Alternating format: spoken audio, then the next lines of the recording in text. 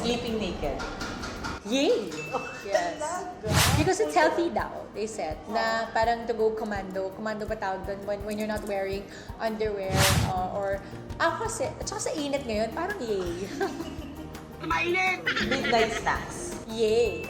Ito, clingy partner. Yay! Pwede na!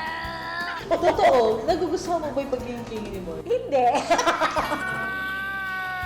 So, Pero mahal ko siya eh. So okay lang clingy siya.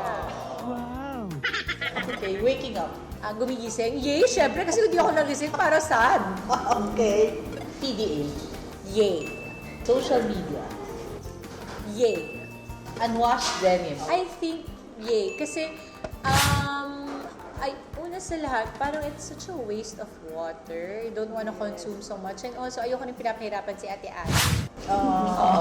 I always tell her, like si Ate Annie, Ate Annie, bibo ka na naman, kinuha mo na naman yung damit, hindi pa ngayon masyadong nagamit. Galing mo pala dyan ah! Kasi gusto niya naglalaba. Di ba pag show lang, di ba hindi masyadong Hindi, dumi? tsaka kung jeans at tsaka pantalon, hindi naman siya dapat talaga laging nilalaban. Now you're in a corporate world na. Heels.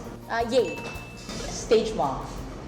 Naintindihan ko yung mga stage mom eh. Kung hindi siya yuck sa akin, hindi lang ako ganun.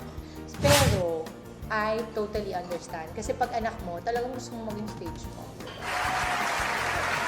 Follow PopLife.ph because you can't mess up.